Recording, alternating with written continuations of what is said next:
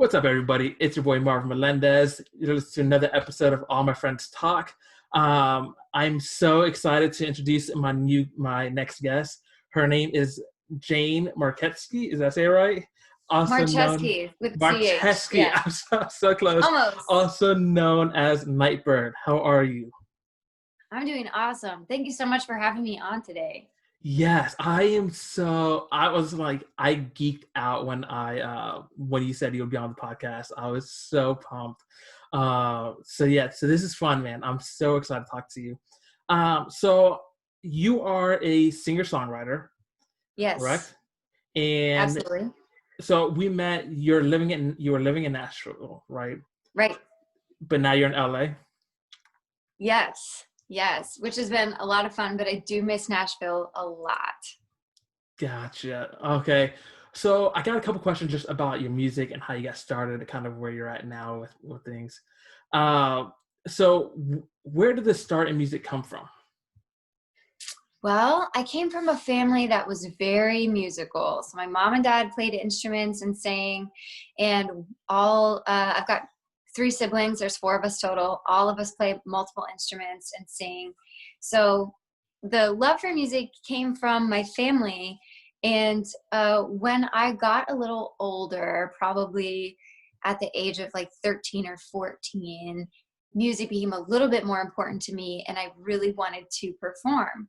And at that time, I was in a little small town kind of in the middle of nowhere in Ohio. So there wasn't a lot of opportunity, but I did sing at church a lot. And that helped me get comfortable on a stage and speaking into a mic and all that kind of good stuff.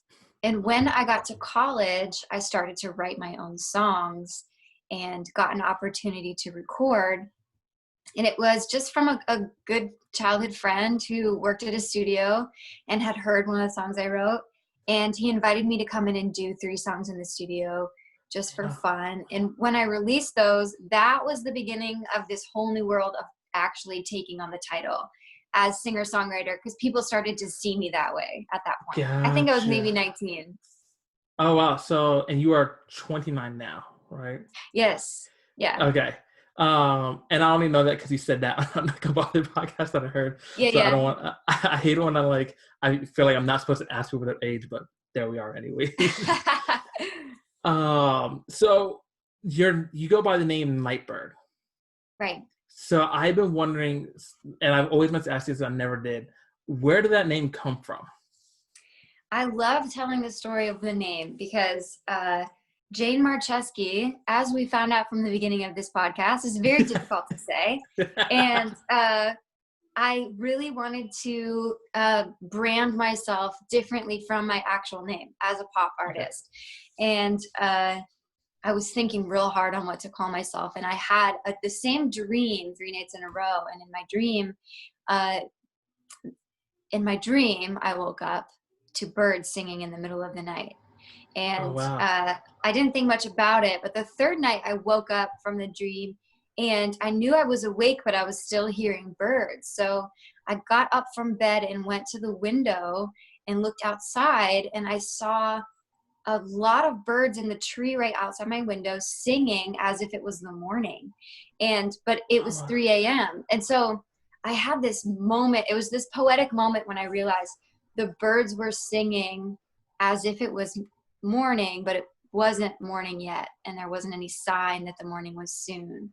I thought that I wanted to be that way with joy and with hope, that I would have kind of the courage and the faith that the dawn was coming, and I would have so much faith in that I would sing with joy through the whole night, even though there's no signs that the sun is near. And so that's where the name Nightbirde came from. Yeah. That's so amazing. I honestly had no idea where the name came from. Oh, Jane, you just blew my mind with that. Well, and it's really cool because I got the name Nightbirde in that dream, and it was only a few months later when I was diagnosed with cancer, and that name turned out to be it was like a pillar for me to hold on to, and a reminder, like, have hope, have hope, have hope, like, be the Nightbirde that you want to be. So It's really special. It's a really special name. So that was a few years ago? Yes, 2017. Okay. And then, all right, so I'm totally deviating from my list of questions here because I have so many more now. But you had, so back then you were, and you said 2016, you said? 2017. 2017, you were diagnosed with cancer, That's right. and then you beat it, Right. right? But now you were, I don't want to tell your story, but you were, You can say it. You can say it if you want. You can ask. so you had cancer, you were diagnosed again in December, Right. correct? That's right. Yeah. So I had cancer number 1. I was 26 when I got diagnosed. I beat that in about, 10 months, and it was really tough. And I was cancer free for about a year and a half, and then was diagnosed again in December of 2019. And it was the second time was really, really bad. So I was given a very short life expectancy, 3 to 6 months, which, by the way, I just passed that time. Yeah, I saw that. Yeah, it was really special. Yeah, it was a really, really special moment. I kind of just realized a couple days in advance, like, oh my gosh, because I was diagnosed on December 31st, New Year's Eve, worst day ever to get that news. And then May 31st was coming up, and I realized that was like exactly 6 months. So. And so I've been following your journey via social media, and it's just been amazing to just kind of see the progression. And so this is something I'm actually really, really curious about, because throughout the whole time, at least from like, I haven't had a chance to speak with you very often. I know you're really Right. close to my family. So, Yeah. but like, I don't ask too many questions because I don't feel like it's my place. But every Yeah. time I hear about you or see you on social media, you have the sense of like confidence and joy. And I'm and 100% serious. As I was kind of prepping for this podcast, I was listening through some of your music, and I went back to some of your other interviews that you did. And I was like, I was like borderline taking notes. I was like, wow, some of the stuff that you're saying is just so like, there's just almost like, it feels as if there's no doubt in you that like you're victorious in this. Yeah, that was such a gift to me from the Lord, I think, to have this kind of faith in this situation. It's tough when somebody that knows what they're talking about tells you you're going to die in 6 months. But I always, from the time that I was little, always had a little bit of a rebellious spirit, and a little bit of a distrust for authority, which are negative things, right? Rebellion Yeah. and kind of like disrespect for authority. But I think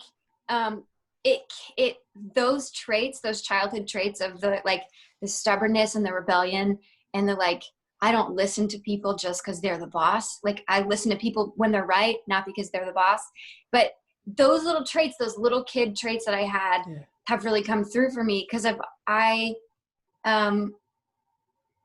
just the hope that I had to muster up and hold on to for myself was so rebellious against everything that I was being said, against the scientific odds. I didn't have any reason to be joyful or hopeful or to have faith. It was only bad news. And I just decided to rebel against it with that rebellious heart that I was born with, and turned that into a good way. Like, let me be stubborn for something good. And it's turned out to really, really like work wonders. And I have been doing treatment, but I think I can say, like, even greater than the treatment that I'm doing, I think my own, like, the stubborn way that I've held onto hope and faith is really the thing that has brought me through, even more than all the medical stuff. I mean, this 2020 in and of itself is just like a year. It just sucked for like so many reasons. Like, on just like a big picture scale for like the country and the world, it's been horrible. And like, honestly, Jane, like, when like even just talking to you now, it's almost kind of emotional, because like there are times, like, I mean, I grew up in faith, and like, and I like, obviously, like, I have my faith and my beliefs, and there are some times I'm just looking at things, I'm like, God, like, I don't get it. Like I am just Yeah. so lost. And I think like just hearing you and just being like, no, but I'm gonna win. Like I don't care what 2020 is throwing at me. Like, Right. and then on top of that, to get diagnosed like a cancer, you're going at it so hard and just with so much joy. And even for me, it's like I don't even know where that comes from. I know, but Yeah. it's so refreshing to see it from someone else who's had it, and so it's like been dealt like a tougher hand than me. It's like, dang. Yeah. I've had quite a year. Yeah. Goodness gracious. But I think the hopefulness and the faith and the strength and the courage, all that stuff, it's just a thing that you learn by practice. Just like shooting free throws. It's not like some people, I guess, are naturally better than others at certain things, but truly, it's not like this amazing bravery that I was born with, but it's like practicing courage. Yeah. And in the little moments when it's so much easier to just despair or give yourself into that cycle of like really, really trying to understand the pain in the world and your own pain. But in those moments, just fighting back, like using joy to fight back against the despair. Because sometimes it's easier and it feels safer when you're like, you know what? The world just sucks and bad things happen. So I'm just going to expect bad things to happen all the time. Yeah. That's no way to fight back. That's like just surrender to it. And you think you're protecting yourself by lowering your expectations for life and the world. Yeah. But you're not. You're just hurting yourself like sooner, I guess. Yeah. So that's the way I think about it. That's incredible. So I was listening to some of your music, and I feel like there's almost like, if I were to have to pick a theme in your music, and maybe I'm wrong, but I don't think so, especially talking to you. There's like this theme of like kick ass. You know what I mean? And it's like, is that so? And so like listen to your music, which I know came out, like you had a couple songs drop, like you had Girl in a Bubble that came out last year. And then also Fly came out last year. By the way, Fly had been on repeat all day yesterday and today. That song, so many people are saying that lately. It's so good. I'm like, I don't know. And like, cause I heard Girl in a Bubble, Benji showed it to me cause he was in the music video. It's like, hey, look, I was in this music video. And so, but like, it's a Girl in a Bubble was dope. And have you always had that kind of mentality of like, when something comes at me, like, I'm just going to kick ass with the way I see it? Yeah, I have. And I'm really lucky. I think I get that a lot from my dad. My dad is just such a fighter. My dad was kind of dealt a pretty bad hand starting out in life and kind of instilled this thing in me that like whatever life gives to you, I'm not just going to take it laying down. Like it doesn't matter if it's harder for me than everyone else. I still have everything that it takes to build the life that I want and to like experience the joy and fulfillment that I want out of life. And it might be super, super hard, but it's possible. And if I want it, I can have it. Not that I can skip the line or make it easy, but it's just, I think there's such an undertone of like, I don't care what people say. Like, I don't believe if somebody wants to say something about, something negative or expect bad things out of life. It's like, I don't listen to you people. Just like when the doctor said, 3 to 6 months to live. I was just like, I'm not going to listen to that. Like, I don't believe you.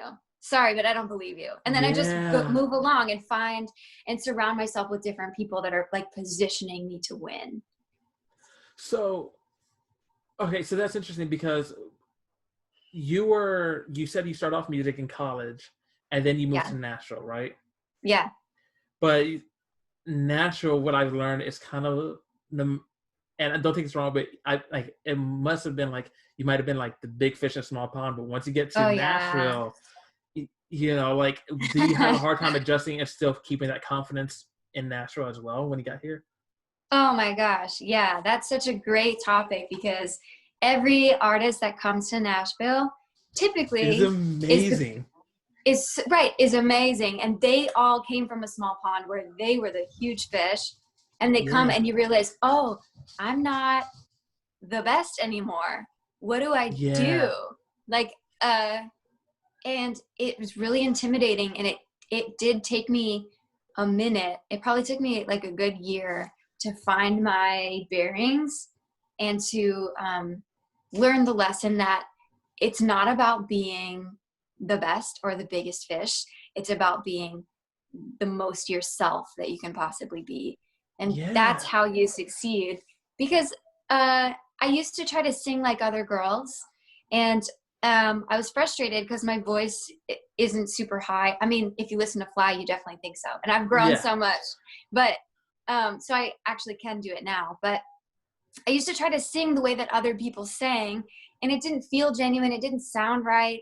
It was stressful because I was trying to match somebody else's skill level, when instead I should have been figuring out, what do I sound like? What do I say? Yeah. What's my perspective? What do I offer that other people don't offer? What are the songs that like I needed? Let me Yeah. sing that instead of worrying about this like the competition of trying to be like better looking or have better branding or sing better or have better live shows or have something that's more mainstream pop. All of those little Yeah. competitions, like even if you win, like you don't actually get anything for it. When Yeah. you should have just been yourself the whole time, because nobody will beat you at that. That's the big lesson that I learned that helped me move forward. Because I think Girl in a Bubble is it's like a really interesting song. The format's a little weird. It's Yeah. like not very mainstream. Even though the lyrics are not very mainstream. And I always had a hard time trying to fit myself in this mainstream pop lane, and it didn't Yeah. feel right. And I wasn't good at it. And then I just decided to write the way that I write. And that's when Girl in a Bubble came out. And it was just kind of this cool, dancey 80s, like wispy voiced Yeah. song that was dark, but it was also dancey. And it was me. And it just felt right. And that's when I felt like I'm doing it now. I made it. And I really like the fact that when I listen to your music, it's hard to think like, okay, like if someone asks you like, what does Nightbirde's music sound like? I'm like, I don't I don't know how to put that into words. It's like you're just you.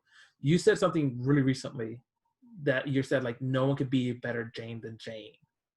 Yeah. Like that, like when I heard you say that, I paused. Like I remember just listening. I was like, dang, that is so good because you just, I don't know, you're just. I feel like you're just unapologetically you in your music. Yeah. Um, And that took a long time for me to get to that place. But that's where the magic is. And I think that's when my music started to be like really inspiring and really good. There's 2 million songs I've written and never released because they weren't right. And yeah. and I wasn't myself. But nobody will ever be more Jane than Jane. Like you just quoted me and now I'm quoting you. But It's okay. I quote myself all the time. but So, yeah. Nobody can beat you at being you. Like nobody's gonna be more Marvin Melendez than Marvin Melendez. So you just like dig into Marvin and be Marvin. Nobody's gonna do that better. Like there's no competition at being Marvin because you're the guy. And like, you know what I mean? That's the magic yeah. of the way that you host a podcast, because you do it as you and nobody can match it. And I think it's just so difficult to not like to not try to be like other people, even Yes. it's just it's hard. But um as far as, so when you got here and you kind of found what got you to a place where like you could own that, like was there anything that like, was there any moment that switched in your head that's like, no, okay, like I'm gonna stop trying to be like everyone else? Like what was it that, like was there any, like a time where you remember thinking like, in this moment it's like I'm done doing this, I'm gonna be just me? Yeah. When I came through surviving cancer the first time, that was a huge perspective shift for me. Because in that moment of suffering through cancer the first time, that was kind of the lowest point of my life. At that point, since then, we've definitely gone lower. But Yeah. at that point, at that point, it was the lowest low that I've ever experienced. And in that really low moment, I was met with so much like love and support, and it was unlike anything I'd ever experienced.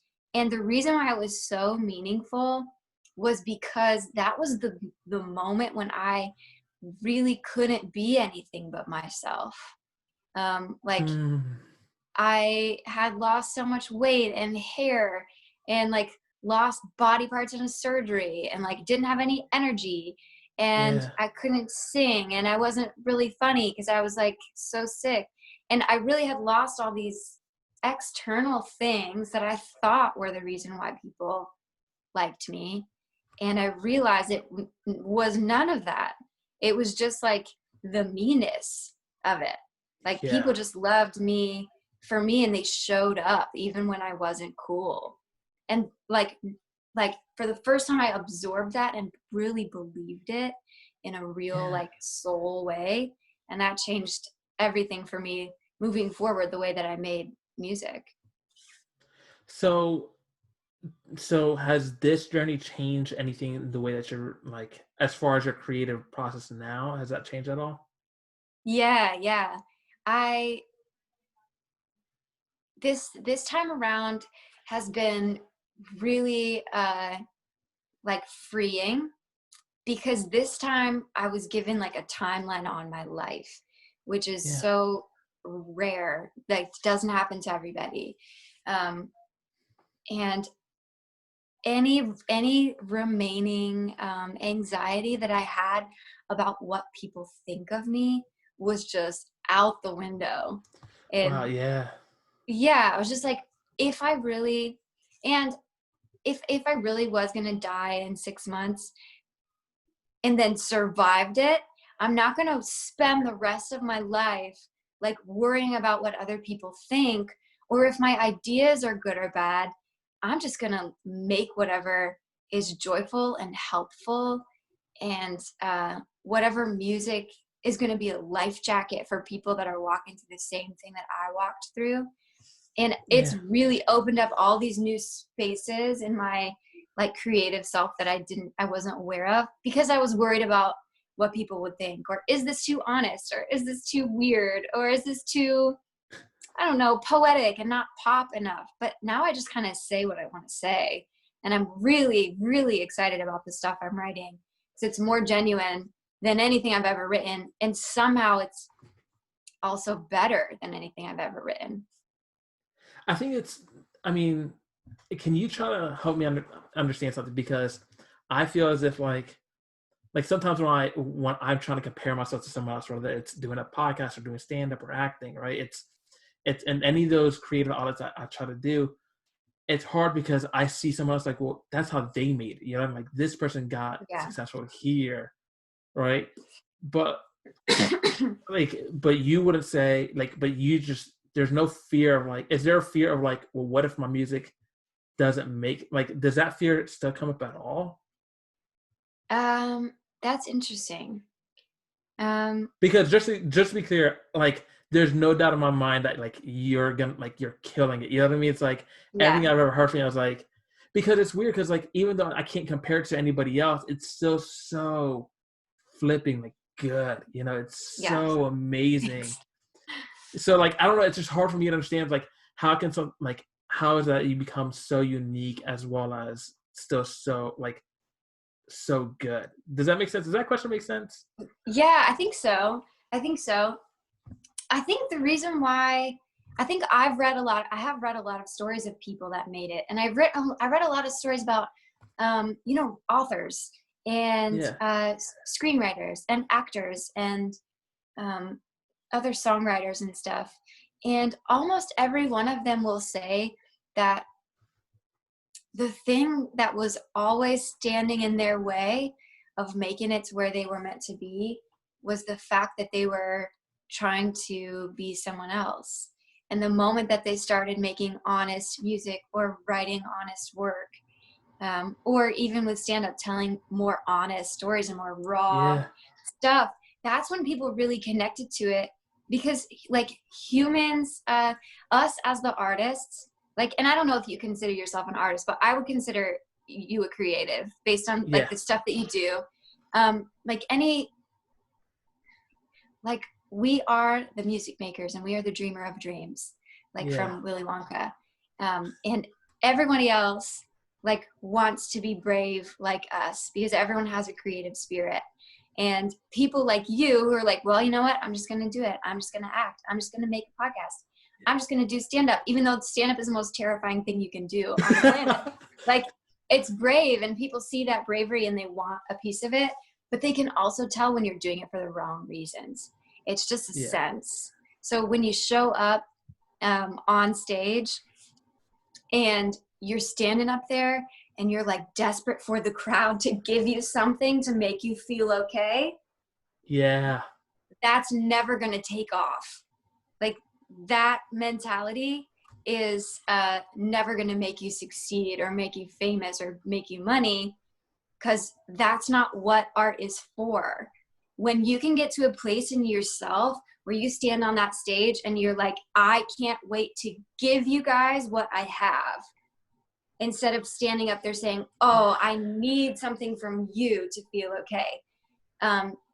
Like, it's an internal difference, but it is complete opposite when you can stand on a stage and look at your audience and say, oh, wow, I have so much love for these people and I want to give them everything. I want to give them everything I know. I want to give them the best night of their life. I want to make them laugh so hard. I want to tell them a story that like moves them, and I have a gift for them. That's when it starts to move and starts to take off, because you're standing there in a place of security where you're offering them something they didn't have. But when you stand up there and you're insecure, then you're the beggar and you're not giving them anything. Wow. You're there to take, and you'll never move forward that way. And that was a huge key that unlocked just this big space for me to be better at what I do and know the reason why I'm doing it. So what would you say is the difference between like comparing to be something else and like improvement? Like, I think for me, it's like if I see someone else, like I meant to ask you about this earlier, and maybe I'll get back in touch with you about someone else you did a podcast with, whose podcast was amazing. Yeah. But they were, and so my mind's like, okay, like that is better, but like, how do I know or how would any like creative person think something's better versus I'm just comparing myself to that? Yeah. Well, I think it's good if you can remove yourself from the situation. And instead of saying, oh, Bob's podcast is better than my podcast, the terminology should be, Bob is really good at segueing his questions, and he's really good at directing the conversation. I should learn how to do that better. Not to say Bob is better than me, but Bob's so great at turning conversation. I should pay attention to how Bob does that, because I love it. Yeah. And I want to do that too. Like, it's almost like just the little difference in the way that you phrase it to yourself makes a complete difference. Do you find yourself doing that like with any like the artists that you like, because you collaborate with a few other people, right? Mm-hmm. Like who are some of the people who you feel like you've leaned on as far as like to help just grow you and to be better, like Nightebirde, without compromising who you are? Yeah, I have become a lot less judgmental about pop writers. I used to have such a judgmental and condescending attitude, like, oh my gosh, your lyrics are so brainless. But truly, simplicity is so powerful. And Daniela Mason is an artist from Nashville that has inspired, I'm sure, every other female pop artist. But some of her choruses are just so simple, and the melodies are simple. She has this song called Morning, Morning. And the chorus is, what if all that I can do is get up in the morning? What if it's all I can do to get up in the morning? And it repeats maybe 8 times, and it's like almost the same note, but somehow that like really, it just like really hit me. And there's so many of her melodies and lots of other pop artists that do melodies like that, simple, and it's just one phrase that people can hold on to. And so there's little things like that where I'm like, like, I I have a lot to say, but Yeah. sometimes I need to take cues from other successful artists, right? And Yeah. be like, well, that's what's working for them. And somehow I need to scrunch all the things I want to say into a few simple phrases that are very singable, because that's what moves the people. And I'm Yeah. capable of doing that, and I can't have too much pride. Or I can't say, you know what, I'm just gonna be me and then never improve because I just want to be me. Because Yeah. there are aspects of yourself that you can make better. So it is a balance, like you said. Everything in life is such a juggling act sometimes, but it's always comes back to being about your heart. Yeah. If like, am I operating from a place of insecurity where I want to be like Daniela because I don't think I'm good enough? Or is it a place of security where I know that I'm good, but Daniela does one thing better than me, so I'm going to learn how she does it because I want to be better too. Yeah. That's that's so good. Um, listen, we're cutting close some time, but Yeah, yeah. um, thank you so much. I'm not even lying. Like you're like every time you post something new, it gives me so much hope and so much like so excited. I saw you like I think you were at like you posted something like I think you're at a rally recently or like Yeah, yeah, the yeah. fact that like I just feel like Jane, like you're winning, like you're killing it, and that is so it's just so inspiring. You've inspired me in so many ways. And yes, I really just want to take time, really just thank you for that, and thank you for coming on the podcast. I don't take it lightly that you're here. I'm very honored that you came. So thank you so I much. appreciate that so much. This has Uh, been awesome. I can't wait to share this with everyone.